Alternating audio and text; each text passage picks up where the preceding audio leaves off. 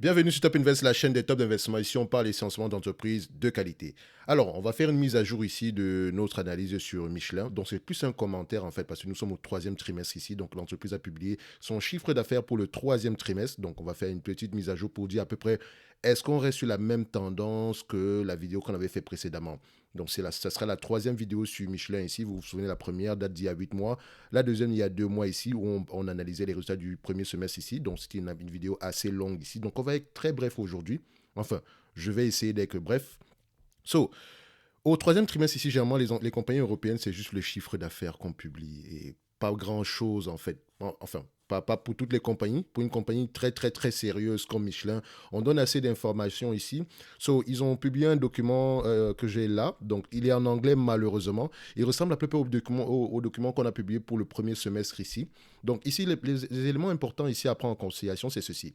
Quand bien même le chiffre d'affaires a augmenté, l'entreprise a réduit à peu près les free cash flow attendus pour la fin de l'année. Rappelez-vous, sur la dernière vidéo, on était à 1,2 milliard attendus. Actuellement, on est à 700 millions attendus pour 2022, soit une réduction de près de 40%.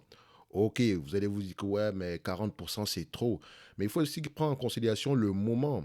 Michelin, c'est une compagnie, enfin, quand je dis compagnie industrielle, vous comprenez que ça consomme beaucoup d'énergie. Ok, donc quand on parle d'augmentation des coûts de l'énergie ici, ça touche carrément à Michelin parce que je pense qu'ils ont un graphique ici. C'est en anglais, je sais que c'est en anglais, mais voilà, si vous pouvez faire l'effort de lire ce document-ci, ça pourrait être une bonne chose pour vous, ok? Parce qu'on donne assez d'informations ici par rapport à ce qui se passe sur le moment. Je vous ai toujours dit que ce qui vous permet d'avoir, voilà, d'investir à long terme de manière assez sereine ici, c'est le fait que vous connaissiez l'entreprise en question. D'accord? Toutes les entreprises passent par des périodes de baisse, toutes sans exception. D'accord? Aucune entreprise ici qui a eu du succès à long terme, voilà, n'est jamais passée par une période difficile. D'accord? Donc ça fait partie du game. So, ici, par exemple, sur ce document-ci, Michelin vous dit que la plupart, on a 50% de notre production ici qui est localisée dans des régions où on n'est pas trop, voilà, on n'a pas trop peur par rapport au prix du gaz, donc notamment en Roumanie, en Espagne et en France. Ok, donc on a des alternatives au gaz. Et en Italie, par contre, Italie, Allemagne, Pologne, Serbie, Hongrie, c'est un peu plus compliqué. Donc on est plus sensible au gaz russe ici. So, on vous montre également que les coûts liés à l'énergie vont augmenter de 4%. Quand bien même vous voyez que cette entreprise-ci arrive à augmenter ses prix, donc ça ne veut pas dire qu'elle gagne plus d'argent. Ça veut juste que ça couvre, voilà, littéralement l'augmentation du coût des matières premières ici, parce qu'il faut également vous dire que le coût du personnel augmente. So, je vais lire un document ici qui vient du journal Investir. Ok, donc c'est à peu près, je pense que c'est un petit résumé de ce qui s'est passé ici sur le trimestre. On va le lire ici vite fait. Donc, Michelin a annoncé mardi, donc c'était un mardi en date du 25 du mois d'octobre. Je sais qu'aujourd'hui nous sommes au mois de novembre, mais c'est parce que vous imaginez qu'on a beaucoup d'entreprises ici à analyser, donc on ne peut pas toutes les faire au moment où les résultats sortent. So, Michelin a annoncé le mardi une hausse de ses ventes à la fin de septembre 2022, mais a réduit ses perspectives de cash flow disponibles pour l'année en raison d'incertitudes sur la demande de l'incertitude sur la demande, donc la demande finale, de l'environnement inflationniste et des perturbations sur la chaîne d'approvisionnement. Quand on dit demande finale ici, c'est-à-dire que Michelin, c'est une compagnie qui, voilà, comme toutes les compagnies d'ailleurs, va avec le cycle économique, mais encore plus pour celle-ci, parce que dites-vous que, premièrement, il y a les ventes de voitures impactent positivement cette compagnie-ci, et également, voilà, le tissu même économique, quand il est positif, ça va bien pour cette compagnie-ci, parce que dites-vous que les gens qui, voilà, si vous ne roulez pas assez, vos pneus ne vont pas, vous n'aurez pas besoin de changer vos pneus à chaque fois. OK? So, vous remarquez qu'avec l'augmentation du coût de l'énergie, enfin du pétrole ici, vous voyez que voilà, les gens ne roulent pas beaucoup, donc il n'y a pas une grosse demande pour peut-être les pneus de remplacement, d'accord? So, il faut voir que tout est lié en fait, c'est toute une chaîne. Dans le groupe, on peut se dire également que c'est temporaire. Donc c'est ce qui devrait ressortir au final. C'est une situation temporaire. Ou même si elle est durable, l'être humain pourra s'adapter. Donc ne versez pas dans le pessimisme extrême. OK? Donc, le groupe Clermontois a révisé à la baisse ses prévisions de cash flow libre structurel annuel à 0,7 milliard d'euros contre 1,2 milliard précédemment. Michelin s'attend à ce que l'ensemble des facteurs inflationnistes tels que les prix des matières premières, l'énergie et les charges liées à la main-d'œuvre inclus dans le coût des marchandises vendues s'élèvent entre 2,5 et 2,6 milliards d'euros cette année. Cela inclut une augmentation de 100 à 200 millions d'euros de plus que ce qui avait été prévu en juillet en raison de la seule hausse des prix de l'énergie. Michelin prévoit toujours que le résultat d'exploitation de son activité principale sera supérieur à 3,2 milliards d'euros cette année. L'industrie du pneu est aux prises avec des problèmes d'approvisionnement liés à la pandémie de Covid, exacerbée par la guerre en Ukraine. Les ventes du groupe ont augmenté de 20,5% en glissement annuel pour s'établir à 20,7 milliards d'euros à la fin du mois de septembre 2022. Les analystes interrogés par la société s'attendaient à des ventes de 7,16 milliards d'euros. Dites-vous que les analystes s'attendent à quelque chose, ça reste de l'information. Tout ce que ça veut juste dire qu'ils sont positifs ou ils sont... je dirais pas positifs ou négatifs. En fait, ils sont optimistes ou pessimistes. Ça veut juste dire ça. Donc, quand tu me dis ici que j'ai des marges, voilà, le trimestre précédent, j'avais 5 milliards. Ce trimestre-ci, j'ai eu 6 milliards, alors que toi, tu t'attendais à ce que j'ai 7 milliards. Techniquement, ouais, j'ai quand même eu 6 milliards, plus que le trimestre précédent, ok? C'est peut-être moins que ce que toi, tu attendais, mais voilà, c'est difficile de prévoir ce qui peut arriver, ok? Donc, l'essentiel, tout ce qui devrait ressortir ici, c'est le fait de savoir qu'ils sont optimistes, pessimistes, ou bien ils sont assez sereins. C'est tout. D'accord? Ça reste de l'information. De façon, même sur la vidéo actuelle, c'est juste de l'information. C'est par rapport à ce que moi, je pense sur le moment. Et je me réserve toujours le droit de me tromper. Donc, c'est ici un outil d'aide à la décision, si ça peut vous aider d'ailleurs. Ça vous montre juste à peu près. Peut-être qu'il y a voilà, je peux peut-être vous donner des idées de réflexion, mais ça ne veut aucunement dire que, OK, après avoir écouté une vidéo de Top Invest, je vais aller acheter la compagnie. Non, pas du tout. Ne vous sous-estimez pas, vous pouvez faire carrément une analyse meilleure que ce que je suis en train de faire ici, d'accord? De façon, ici, je ne considère même pas que ce soit vraiment une analyse en tant que telle, c'est un commentaire, ok? Donc, le marché des pneus de tourisme du groupe a progressé de 1,4% au cours de 9 mois se terminant en septembre. Les marchés des pneus de remplacement sont restés stables malgré la hausse la hausse des importations en provenance d'Asie qui n'aura pas d'impact immédiat sur la politique des prix du groupe. Alors, dans l'ensemble ici, la situation actuelle ne devrait pas inquiéter tout investisseur sur Michelin. C'est quelque chose qu'on décrit, enfin pas décrier n'est pas le terme exact ici, mais voilà, on parle de ça depuis à peu près depuis la première vidéo, je pense bien. Donc, il faut faire attention sur ce genre de compagnie-ci. Il ne faut pas juste se baser sur le PER ou bien, ou bien le dividende, ce genre de choses-là. N'empêche que Michelin reste une entreprise extrêmement bien gérée dans un secteur très, très difficile. OK? C'est une entreprise qui est très bien gérée. Elle a également la capacité de souffrir. C'est-à-dire que les engagements, avec le cash qu'elle a présentement ici, ou bien les capacités de cash qu'elle peut avoir, elle peut clairement respecter ses engagements financiers. Comment est-ce que je le sais? Sur ce document-ci, on vous mentionne ici la maturité de la dette. En 2022, on doit payer à peu près 1 milliard, voilà, disons 1 milliard 100 millions. Et vous remarquez ici que déjà le cash qu'on a présentement en banque, qui nous appartient, donc la ligne en bleu ici, voilà, on peut clairement payer la dette ici avec juste le cash qu'on a. Et là, on a des capacités de financement. Donc, on peut aller à la banque et demander à ce qu'on nous donne cet argent-ci. Donc, la partie en jaune. OK? So, il faut prendre en considération cela. Donc, quand vous remarquez ça ici, on a presque 5 milliards ici. Donc, 5 milliards, ça nous permet à peu près de payer tout ce qu'on a ici jusqu'en 2024, à peu près. On peut le dire ici jusqu'en 2024, peut-être même plus que ça. Donc, l'entreprise a la capacité de souffrir. C'est ce que vous devez demander à toutes vos entreprises en date d'aujourd'hui. Est-ce que l'entreprise dans laquelle je suis investi présentement a un bilan solide? D'accord? So, quand vous regardez ici aussi également cette compagnie-ci, vous remarquez que sa note financière ici est aux alentours des A. Tout ce qui est aux alentours de A et plus, c'est magnifique. D'accord? Disons même B plus en montant, ça peut être correct. OK? So, au niveau des coupons, ici, vous remarquez que les taux d'intérêt ici sont presque rien du tout, 1%, 2,5, 2,5, 0,25. Donc, voilà, elle a des taux d'intérêt qui sont attractifs. Et dites-vous également que ça peut être une indication ici de la bonne santé financière d'une entreprise. Parce que quand une entreprise ici, voilà, est en difficulté, elle aura tendance, les prêteurs auront tendance à demander des taux d'intérêt plus élevés. Donc, ça peut parfois vous donner à peu près une idée générale par rapport à la qualité même d'une entreprise, juste en regardant les taux d'intérêt. Pas toutes, mais ça vous donne une idée générale. Donc, Également au niveau du dividende, je sais qu'il y a des gens qui adorent le dividende ici. Prenez toujours en considération que, attention, le dividende ici, l'entreprise également a fait un split dernièrement. Donc si vous regardez la première vidéo ici sur Michelin, on parlait d'une centaine d'euros pour Michelin, mais attention, on a fait un split de 4 ici. Donc les actions ici, donc si vous avez des actions à 120 euros, vous allez vous retrouver avec des actions de 30 euros ici parce que ça a été divisé par 4. OK?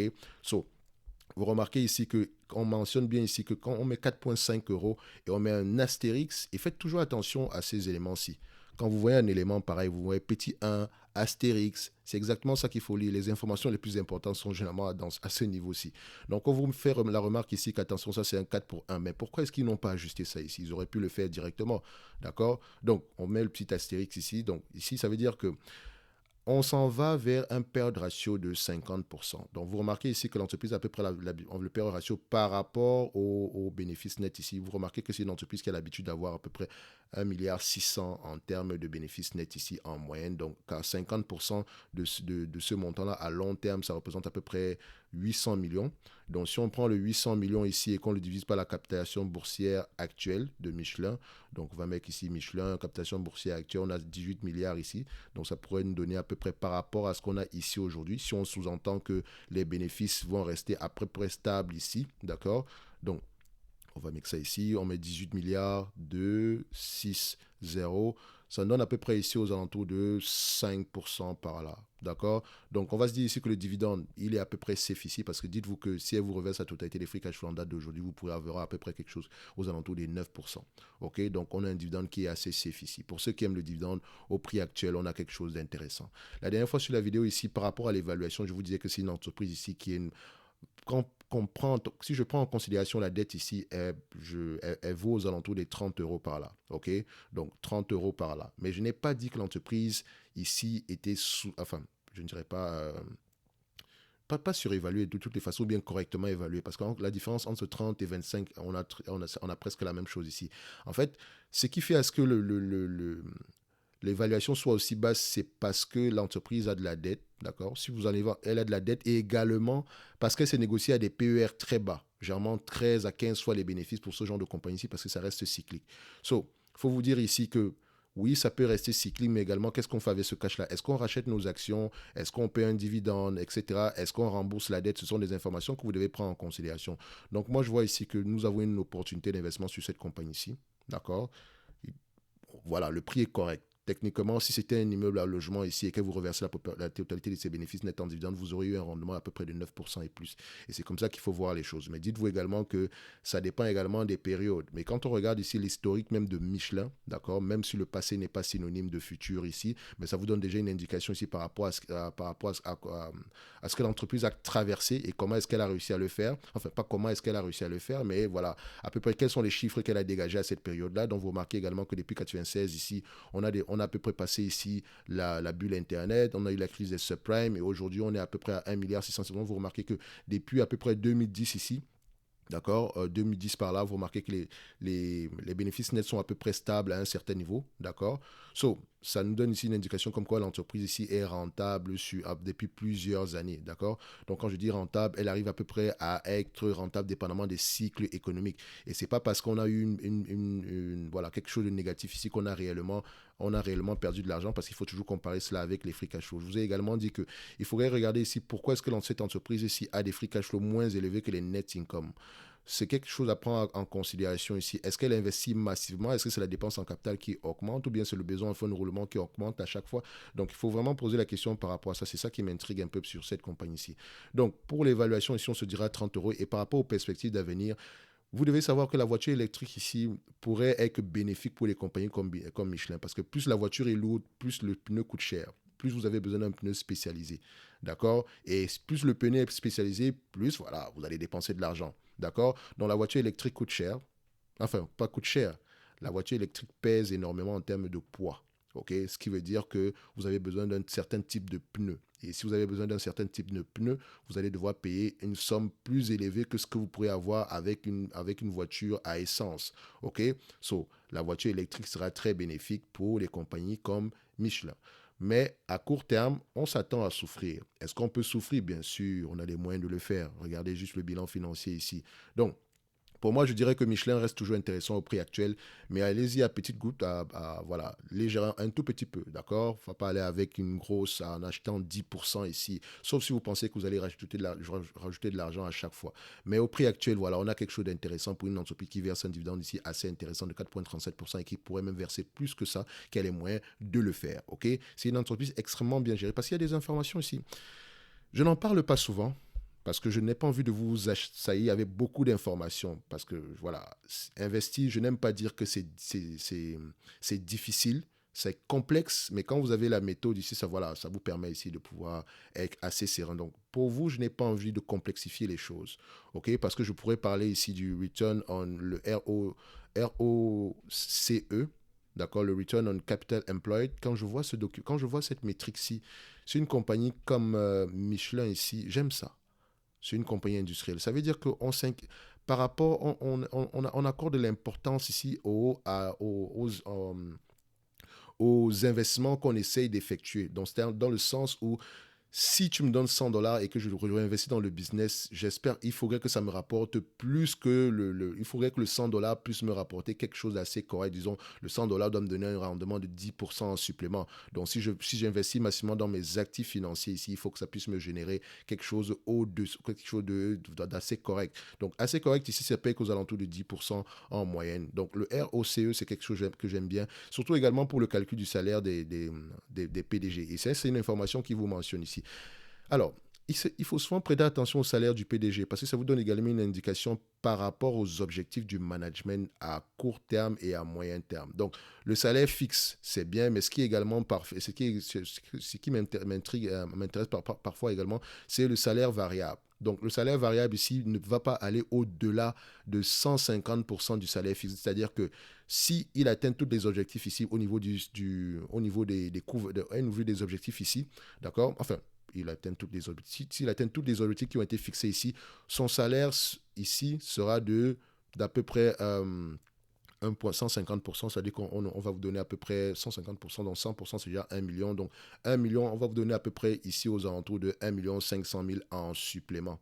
D'accord? Attention, est-ce que je ne fais pas une erreur par hasard? Parce que quand on dit maximum 150% du salaire fixe, donc 150%, si ça veut dire, ça peut peut-être dire que on va peut-être nous donner ici quelque chose, 150% de 1 million ici, c'est à peu près, voilà, dans les. Pour essayer de dire 1 million 500. Excusez-moi, je peux me mêler par rapport à mes calculs parce que dans ma tête, ici, ça revient à peu près à 2 millions, à peu près à 2 millions 500 si je ne me trompe pas. Parce que quand on dit 150%, c'est-à-dire que déjà 100% c'est doublé. Donc 100%, on aura déjà 1 million 500 000 plus 50% de ce montant, si 50% de ce montant, si c'est à peu près 550 000. Donc on aura à peu près, oui, 1 milliard 1 million 600 000. 1 million 600 000 par là, si je ne me trompe pas. Bref, il faut prendre en considération, il faut regarder légèrement ici le salaire, sur quoi est-ce qu'il est adossé, sur quoi est-ce qu'on adosse le salaire du management et par rapport au coût variable, qu'est-ce qu'on prend en considération. OK? Pas les coûts variables, par rapport aux objectifs ici, qu'est-ce qu'on prend en considération pour calculer le salaire variable ici. Donc, vous voyez ici qu'on a peut-être un objectif par rapport au bénéfice net de 4%. D'accord, c'est peut-être un objectif ici. Je pense bien que c'est ça. Donc, bref, dans tous les cas de figure, il faut toujours prêter attention au salaire du management. On pourra peut-être parler de ça dans une vidéo totalement différente ici parce que ça reste un élément très important. Parce que si je suis manager d'une compagnie et que mon salaire est adossé au chiffre d'affaires, à l'augmentation du chiffre d'affaires, sans prendre en considération les bénéfices, excusez-moi, mais je vais juste faire des acquisitions en veux-tu, en voilà, pour à peu près récupérer mon salaire. Parce qu'il faut savoir ce qui pousse une personne, enfin pas pousser une personne, si vous connaissez le salaire du management, si vous savez quels sont les objectifs par rapport au salaire du PDG, si vous pourrez à peu près vous pourrez à peu près analyser mieux les décisions que celui-ci prend. D'accord? Si on vous dit ici que vous devez avoir un bénéfice net par action de 1,50 € alors qu'aujourd'hui vous avez 1 euro, vous allez être poussé ici à racheter des actions d'une entreprise ou bien à faire des acquisitions ici, même si ces acquisitions-là ne sont pas dans votre secteur de compétences ici. Bref, c'est important de regarder le salaire du management ici. Donc, je vais m'arrêter là. Par rapport, comme d'habitude, ici, on a parlé pendant très très longtemps. Donc, ce que j'aimerais que vous reteniez ici, c'est que la période actuelle, c'est compliqué, mais c'est normal, d'accord? Et c'est temporaire, d'accord? Également, ici, l'entreprise a les moyens de souffrir en période de récession prolongée, ok? Ne vous attendez pas à ce qu'on gagne beaucoup d'argent, mais attendez-vous au moins à ce qu'on s'autofinance, c'est la moindre des choses. Est-ce qu'au niveau de l'endettement ici, est-ce qu'elle pourrait repayer sa dette ici? Oui, également. Donc, les informations sont là. au niveau dividende, est-ce que le dividende est safe? Oui, le dividende, il est safe, mais comme d'habitude, je vous ai dit que ce dividende-là, en période difficile, il pourrait le réduire. Je pense que c'est ce qui a déjà été fait ici, mais toujours prendre en considération l'environnement macroéconomique en lui-même, parce que c'est pas parce qu'on coupe le dividende que c'est mauvais.